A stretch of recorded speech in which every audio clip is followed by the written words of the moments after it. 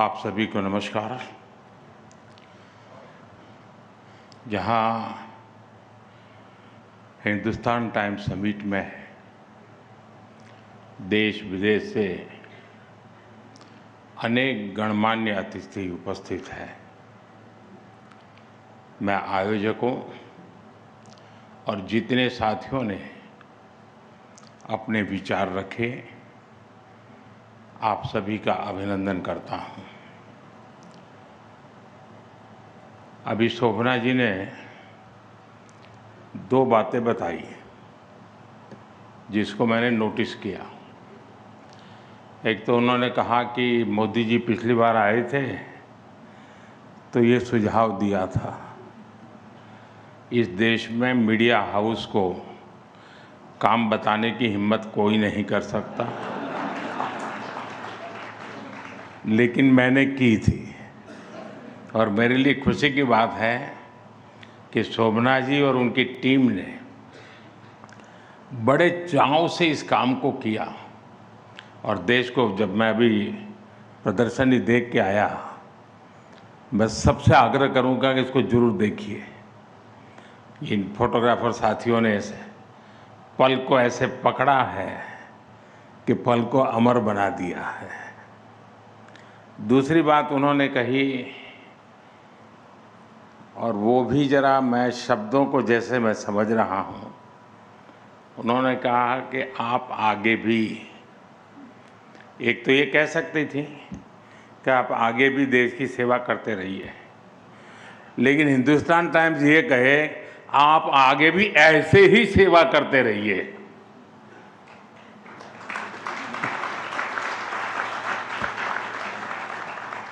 तो मैं इसके लिए भी विशेष रूप से आभार व्यक्त करता हूं। साथियों, इस बार समिट की थीम है ट्रांसफॉर्मिंग टुमारो। मैं समझता हूं जिस हिंदुस्तान अखबार का 101 साल का इतिहास है, जिस अखबार पर महात्मा गांधी जी, मदन मोहन मालवीय जी, घनश्याम दास बिड़ला जी, ऐसे अनगिनत महापुरुषों का आशीर्वाद रहा, वो अखबार जब ट्रांसफॉर्मिंग टुमारो की चर्चा करता है तो देश को ये भरोसा मिलता है कि भारत में हो रहा परिवर्तन केवल संभावनाओं की बात नहीं है, बल्कि ये बदलते हुए जीवन, बदलती हुई सोच और बदलती हुई दिशा की सच्ची गाथा है। साथियों, आज हमारे संविधान के मुख्य शिल्पी डॉक्टर बाबा साहब आम्बेडकर जी का महापरिनिर्वाण दिवस भी है। मैं सभी भारतीयों की तरफ से उन्हें श्रद्धांजलि अर्पित करता हूं। फ्रेंड्स, आज हम उस मुकाम पर खड़े हैं जब 21वीं सदी का 1/4 हिस्सा बीत चुका है। इन 25 सालों में दुनिया ने कई उतार चढ़ाव देखे हैं। फाइनेंशियल क्राइसिस देखी है, ग्लोबल पैंडेमिक देखी है, टेक्नोलॉजी से जुड़े डिसरप्शन देखे हैं। हमने बिखरती हुई दुनिया भी देखी है, वॉर्स भी देख रहे हैं। ये सारी स्थितियां किसी न किसी रूप में दुनिया को चैलेंज कर रही है। आज दुनिया अनिश्चितताओं से भरी हुई है, लेकिन अनिश्चितताओं से भरे इस दौर में हमारा भारत एक अलग ही लीग में दिख रहा है। भारत आत्मविश्वास से भरा हुआ है। जब दुनिया में स्लो डाउन की बात होती है, तब भारत ग्रोथ की कहानी लिखता है।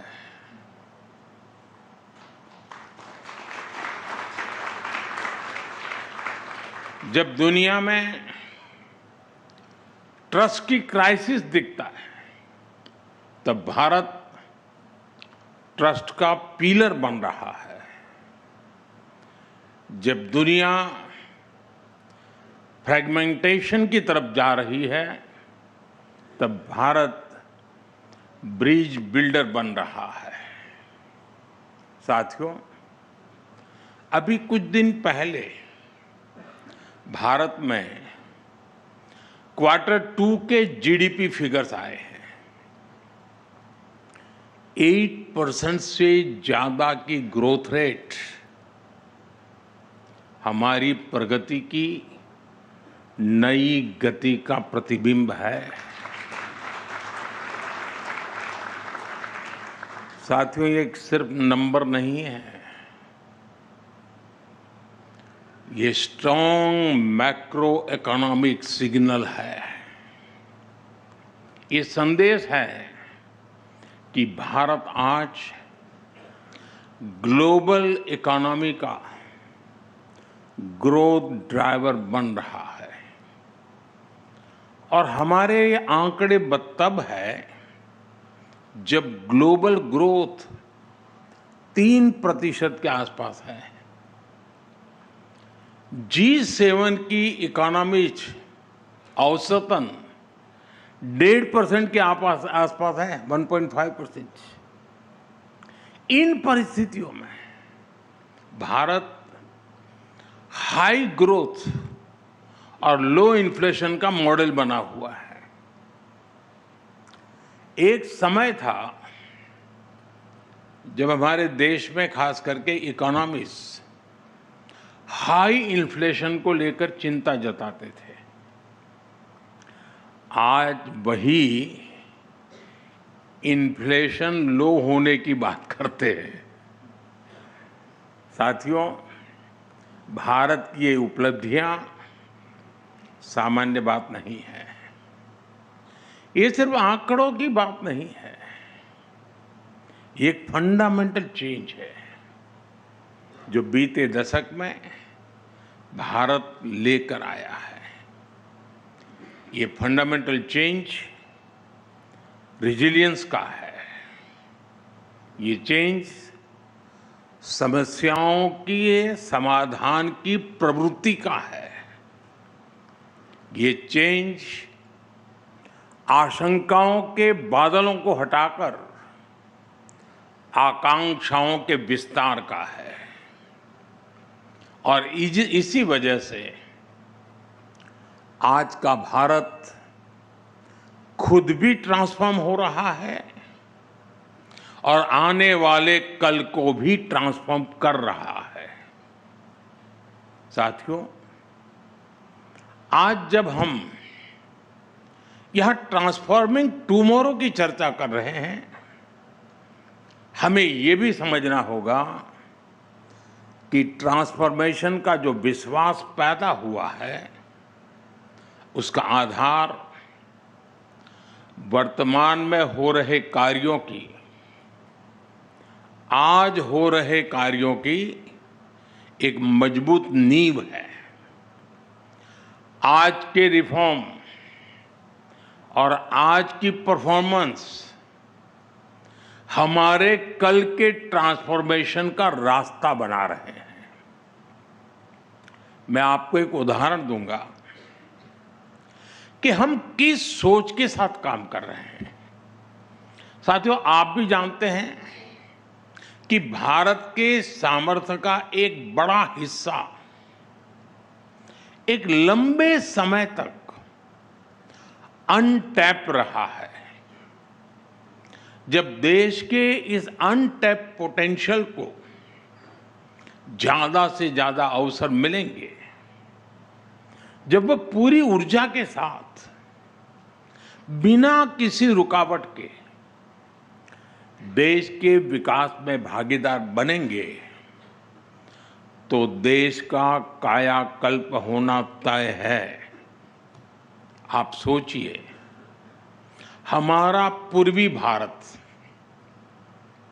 हमारा नॉर्थ ईस्ट, हमारे गांव, हमारे टियर 2 और टियर 3 सिटीज, हमारे देश की नारी शक्ति, भारत की इनोवेटिव यूथ पावर, भारत की सामुद्रिक शक्ति, ब्लू इकोनॉमी, भारत का स्पेस सेक्टर, कितना कुछ है जिसके फुल पोटेंशियल का इस्तेमाल पहले के दशकों में हो ही नहीं पाया।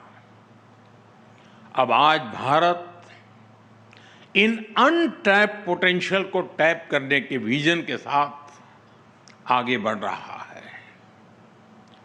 आज पूर्वी भारत में आधुनिक इंफ्रास्ट्रक्चर, कनेक्टिविटी और इंडस्ट्री पर अभूतपूर्व निवेश हो रहा है।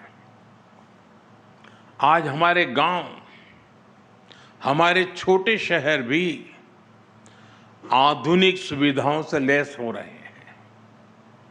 हमारे छोटे शहर स्टार्टअप्स और एमएसएमईज के नए केंद्र बन रहे हैं। हमारे गांवों में किसान एफपीओ बनाकर सीधे मार्केट से जुड़े, और कुछ तो एफपीओ ग्लोबल मार्केट से जुड़ रहे हैं। साथियों, भारत की नारी शक्ति तो आज कमाल कर रही है। हमारी बेटियां आज हर फील्ड में छा रही हैं। ये ट्रांसफॉर्मेशन अब सिर्फ महिला सशक्तिकरण तक सीमित नहीं है। इस समाज की सोच और सामर्थ्य दोनों को ट्रांसफॉर्म कर रहा है। साथियों, जब नए अवसर बनते हैं, जब रुकावटें हटती हैं, तो आसमान में उड़ने के लिए नए पंख भी लग जाते हैं। इसका एक उदाहरण भारत का स्पेस सेक्टर भी है। पहले स्पेस सेक्टर सरकारी नियंत्रण में ही था, लेकिन हमने स्पेस सेक्टर में रिफॉर्म किया, उसे प्राइवेट सेक्टर के लिए ओपन किया, और इसके नतीजे आज देश देख रहा है। अभी 10-11 दिन पहले मैंने हैदराबाद में स्काई रूट के इन्फिनिटी कैंपस का उद्घाटन किया। स्काई रूट भारत की प्राइवेट स्पेस कंपनी है। ये कंपनी हर महीने एक रॉकेट बनाने की क्षमता पर काम कर रही है। ये कंपनी फ्लाइट रेडी विक्रम-1 बना रही है। सरकार ने प्लेटफॉर्म दिया और भारत का नौजवान उस पर नया भविष्य बना रहा है। और यही तो असली ट्रांसफॉर्मेशन है। साथियों, भारत में आए एक और बदलाव की चर्चा मैं यहां करना जरूरी समझता हूं। एक समय था जब भारत में रिफॉर्म्स रिएक्शनरी होते थे, यानी बड़े निर्णयों के पीछे या तो कोई राजनीतिक स्वार्थ होता था या फिर किसी क्राइसिस को मैनेज करना होता था। लेकिन आज नेशनल गोल्स को देखते हुए रिफॉर्म्स होते हैं। टारगेट तय है। आप देखिए, देश के हर सेक्टर में कुछ न कुछ बेहतर हो रहा है। हमारी गति कांस्टेंट है, हमारी डायरेक्शन कंसिस्टेंट है और हमारा इंटेंट नेशन फर्स्ट का है। 2025 का तो ये पूरा साल ऐसे ही रिफॉर्म्स का साल रहा है। सबसे बड़ा रिफॉर्म नेक्स्ट जनरेशन जीएसटी का था और इन रिफॉर्म्स का असर क्या हुआ वो सारे देश ने देखा है। इसी साल डायरेक्ट टैक्स सिस्टम में भी बहुत बड़ा रिफॉर्म हुआ है। 12 लाख रुपए तक की इनकम पर जीरो टैक्स एक ऐसा कदम रहा जिसके बारे में एक दशक पहले तक सोचना भी असंभव था। साथियों, रिफॉर्म के इसी सिलसिले को आगे बढ़ाते हुए अभी 3-4 दिन पहले ही स्मॉल कंपनी की डेफिनेशन में बदलाव किया गया है। इससे हजारों कंपनियां अब आसान नियमों, तेज प्रक्रियाओं और बेहतर सुविधाओं के दायरे में आ गई है। हमने करीब 200 प्रोडक्ट कैटेगरीज को मैंडेटरी क्वालिटी कंट्रोल ऑर्डर से बाहर भी कर दिया गया है। साथियों, आज के भारत की ये यात्रा सिर्फ विकास की नहीं है, ये सोच में बदलाव की भी यात्रा है। ये मनोवैज्ञानिक पुनर्जागरण, साइकोलॉजिकल रेनेसां की भी यात्रा है। आप भी जानते हैं, कोई भी देश बिना आत्मविश्वास के आगे नहीं बढ़ सकता। दुर्भाग्य से लंबी गुलामी ने भारत के इसी आत्मविश्वास को हिला दिया था और इसकी वजह थी गुलामी की मानसिकता। गुलामी की ये मानसिकता विकसित भारत के लक्ष्य की प्राप्ति में एक बहुत बड़ी रुकावट है और इसलिए आज का भारत गुलामी की मानसिकता से मुक्ति पाने के लिए काम कर रहा है। साथियों, अंग्रेजों को अच्छी तरह से पता था कि भारत पर लंबे समय तक राज करना है तो उन्हें भारतीयों से उनके आत्मविश्वास को छीनना होगा। भारतीयों में हीन भावना का संचार करना होगा और उस दौर में अंग्रेजों ने यही किया भी। इसलिए भारतीय पारिवारिक संरचना को दकियानुसी बताया गया, भारतीय पोशाक को अनप्रोफेशनल करार दिया गया, भारतीय त्योहार संस्कृति को इरेशनल कहा गया, योग आयुर्वेद को अनसाइंटिफिक बता दिया गया, भारतीय आविष्कारों का उपहास उड़ाया गया और ये बातें कई कई दशकों तक लगातार दोहराई गई। पीढ़ी दर पीढ़ी ये चलता गया, वही पढ़ा वही पढ़ाया गया और ऐसे ही भारतीयों का आत्मविश्वास चकनाचूर हो गया। साथियों, गुलामी की इस मानसिकता का कितना व्यापक असर हुआ है, मैं उसका कुछ उदाहरण आपको देना चाहता हूं।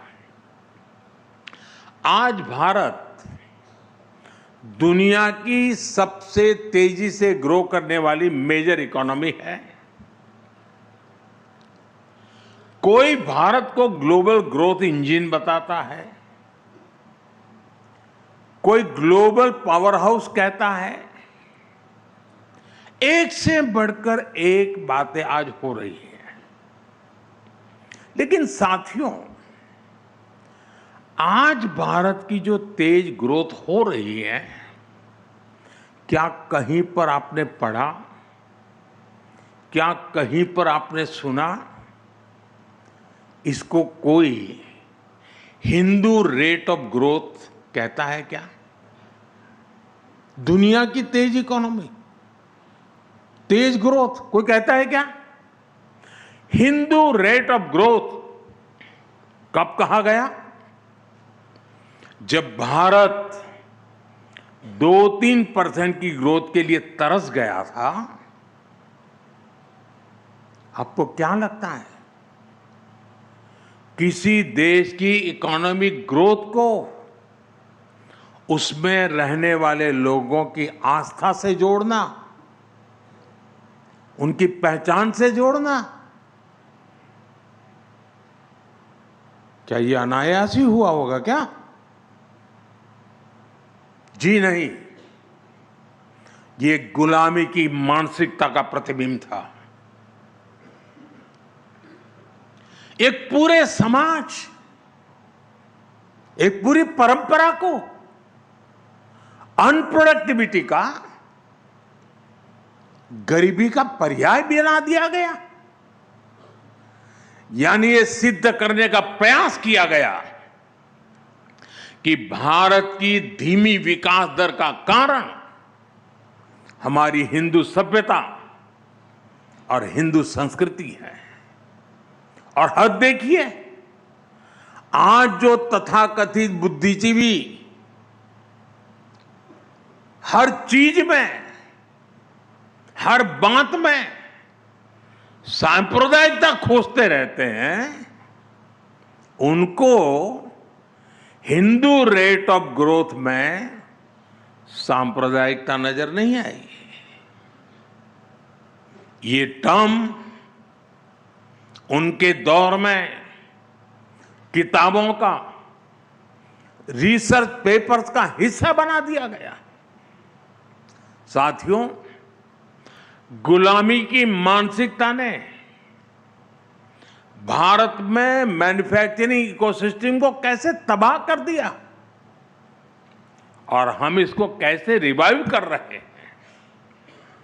मैं इसके भी कुछ उदाहरण दूंगा।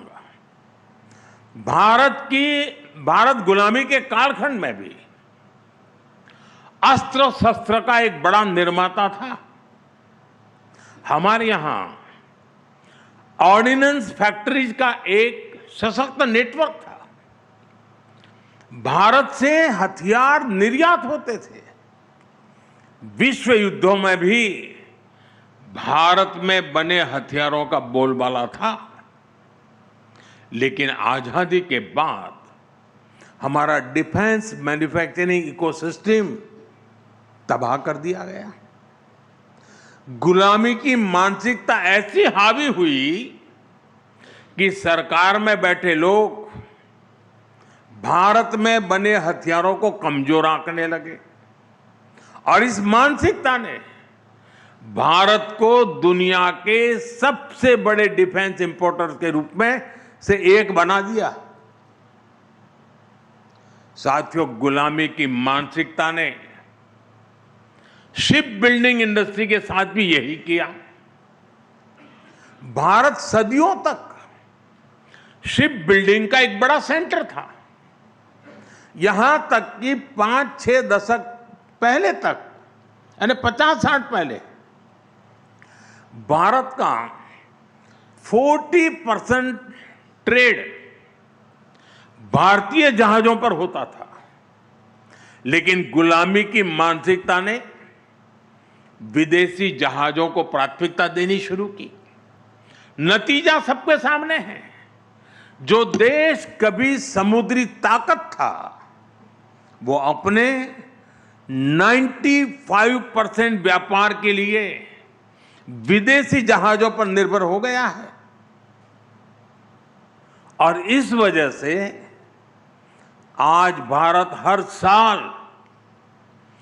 करीब $75 बिलियन यानी लगभग 6 लाख करोड़ रुपए विदेशी शिपिंग कंपनियों को दे रहा है।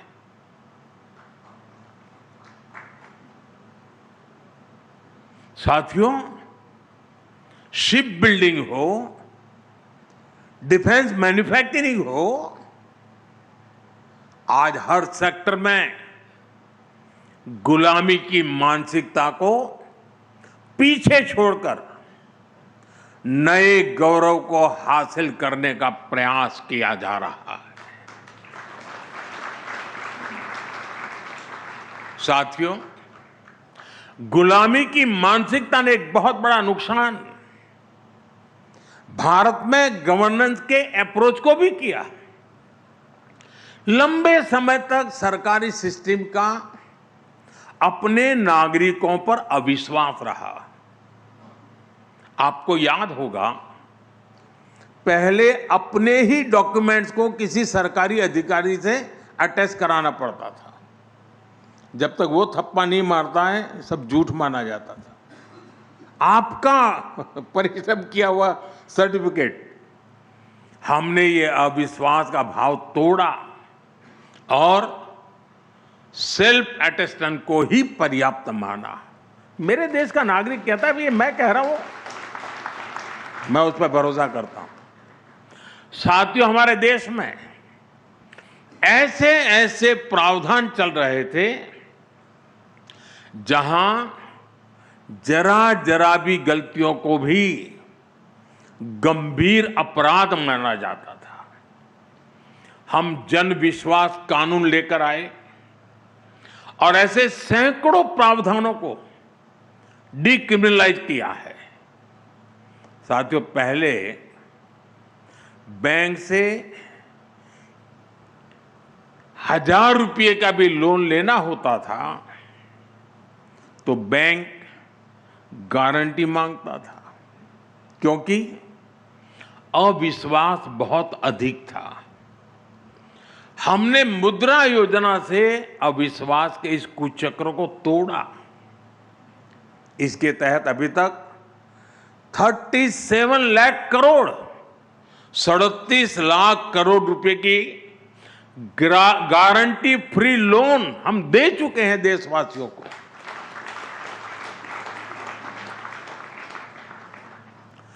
इस पैसे से उन परिवारों के नौजवानों को भी एंटरप्रेन्योर बनने का विश्वास मिला है। आज रेहड़ी पटरी वालों को भी, ठेले वाले को भी बिना गारंटी बैंक से पैसा दिया जा रहा है।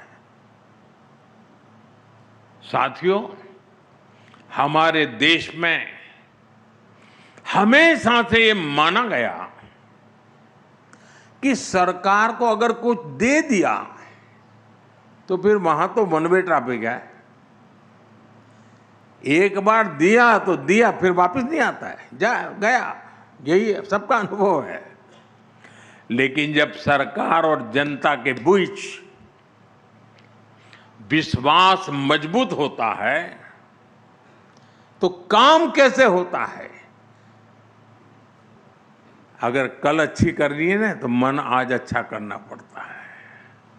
अगर मन अच्छा है तो कल भी अच्छा होता है। और इसलिए हमने एक और अभियान लिया है, आपको सुनकर के ताजुब होगा। और अभी अखबारों में उसकी, अखबारों वालों की नजर नहीं गई है उस पर। मुझे पता नहीं जाएगी कि नहीं जाएगी, आज के बाद हो सकता है चली जाए। आपको ये जानकर हैरानी होगी कि आज देश के बैंकों में हमारे ही देश के नागरिकों का 78,000 करोड़ रुपया, 78,000 करोड़ रुपये अनक्लेम पड़ा है बैंकों में। पता नहीं कौन है, किसका है, कहां है। इस पैसे को कोई पूछने वाला नहीं है। इसी तरह इंश्योरेंस कंपनियों के पास करीब 14,000 करोड़ रुपए पड़े हैं। म्यूचुअल फंड कंपनियों के पास करीब 3,000 करोड़ रुपए पड़े हैं। 9,000 करोड़ रुपए डिविडेंड का पड़ा है और ये सब अनक्लेम पड़ा हुआ है, कोई मालिक नहीं उसका। ये पैसा गरीब और मध्यम वर्गीय परिवारों का है और इसलिए जिसके हैं वो तो भूल चुका है। हमारी सरकार अब उनको ढूंढ रही है देश भर में। अरे भाई बताओ, तुम्हारा तो पैसा नहीं था, तुम्हारे माँ बाप का तो नहीं था, कोई छोड़ के तो नहीं चला गया। हम जा रहे हैं। हमारी सरकार उसके हकदार तक पहुंचने में जुटी हुई है और इसके लिए सरकार ने स्पेशल कैंप लगाना शुरू किया है। लोगों को समझा रहा है कि भाई देखिए, कोई है कोई अता पता, आपके पैसे कहीं हैं क्या, गए हैं क्या। अब तक करीब 500 डिस्ट्रिक्ट्स में हम ऐसे कैंप लगाकर हजारों करोड़ रुपए असली हकदारों को हम दे चुके हैं जी। पैसे पड़े थे, कोई पूछने वाला नहीं था, लेकिन मोदी है, ढूंढ रहा है, अरे यार तेरा है ले जा। साथियों, ये सिर्फ एसेट की वापसी का मामला नहीं है, ये विश्वास का मामला है।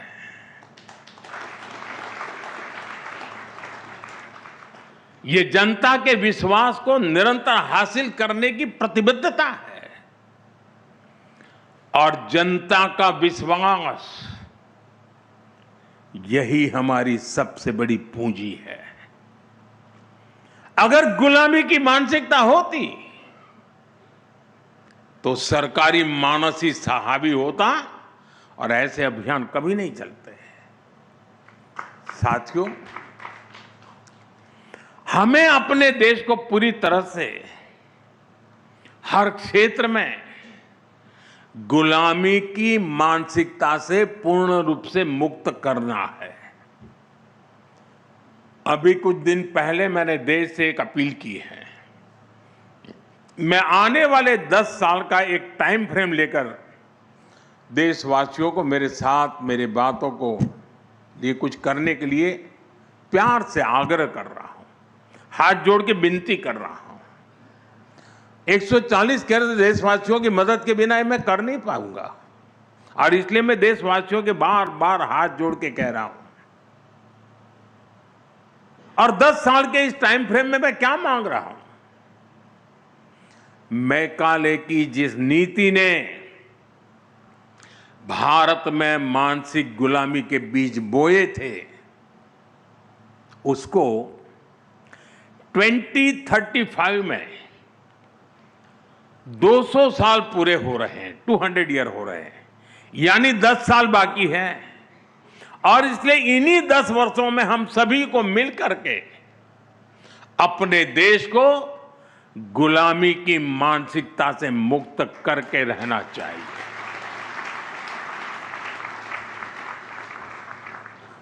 साथियों, मैं अक्सर कहता हूं, हम लीक पकड़कर चलने वाले लोग नहीं हैं। बेहतर कल के लिए हमें अपनी लकीर बड़ी करनी ही होगी। हमें देश की भविष्य की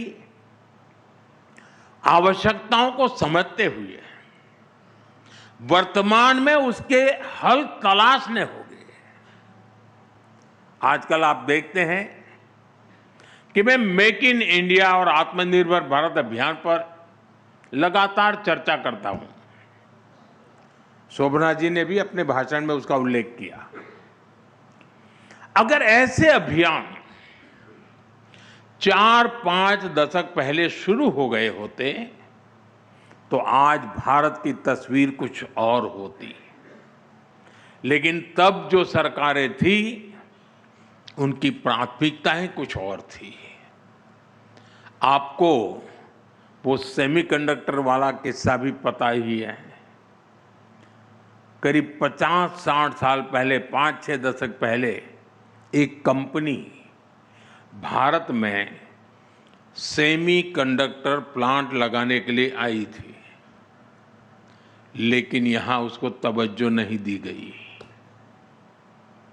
और देश सेमीकंडक्टर मैन्युफैक्चरिंग में इतना पिछड़ गया। साथियों, यही हाल एनर्जी सेक्टर का भी है। आज भारत हर साल करीब करीब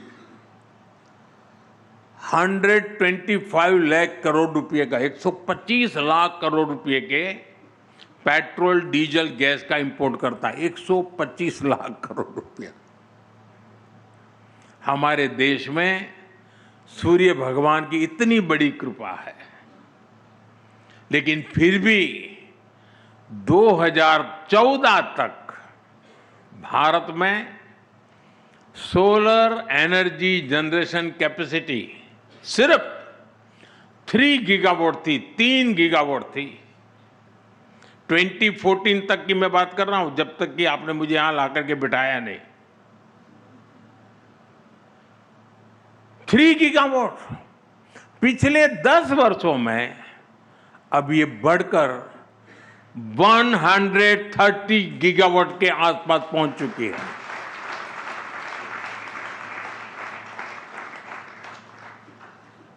और इसमें भी भारत ने 22 गीगावाट कैपेसिटी सिर्फ और सिर्फ रूफटॉप सोलर से ही जोड़ी है।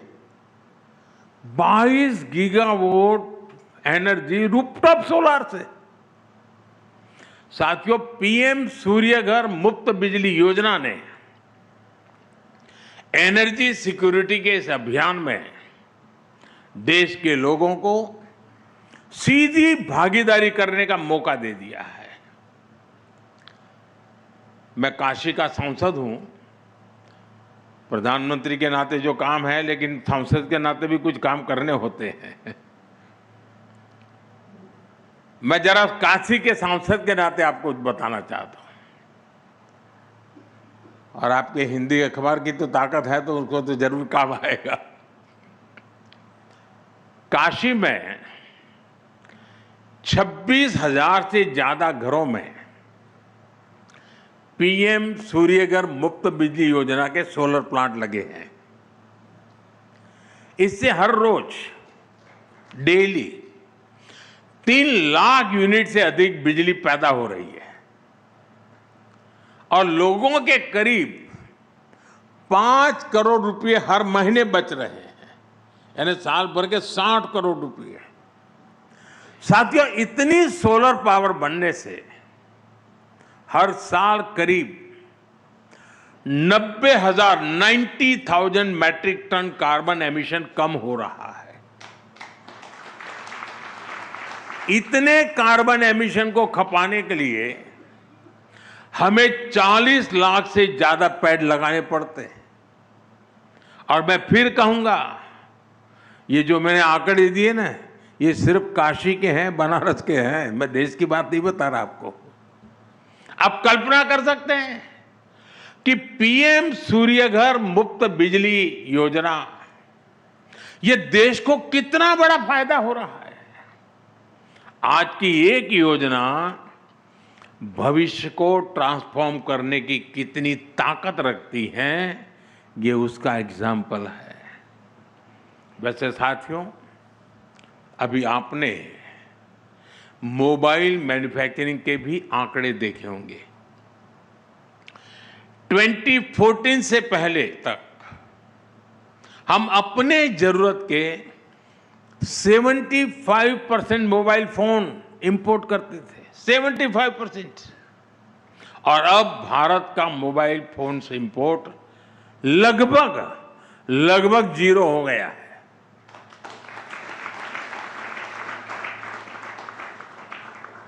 अब हम बहुत बड़े मोबाइल फोन एक्सपोर्टर बन रहे हैं।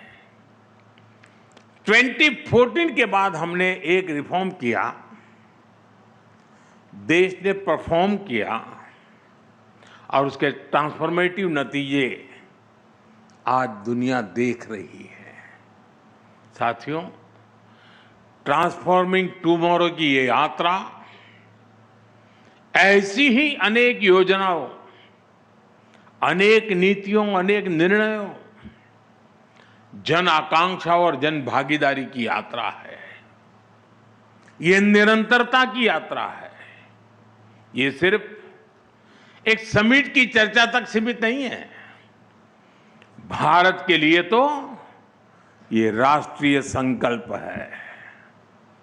इस संकल्प में सबका साथ जरूरी है, सबका प्रयास जरूरी है। सामूहिक प्रयास हमें परिवर्तन की इस ऊंचाई को छूने के लिए अवसर देंगे ही देंगे। साथियों, एक बार फिर मैं शोभना जी का, हिंदुस्तान टाइम्स का बहुत आभारी हूं कि आपने मुझे अवसर दिया आपके बीच आने का, और जो बातें कभी कभी बताई उसको आपने किया, और मैं तो मानता हूं शायद देश के फोटोग्राफरों के लिए एक नई ताकत बनेगा ये। इसी प्रकार से अनेक नए कार्यक्रम भी आप आगे के लिए सोच सकते हैं। मेरी मदद लगे तो जरूर मुझे बताना। आइडिया देने का मैं कोई रॉयल्टी नहीं लेता हूं।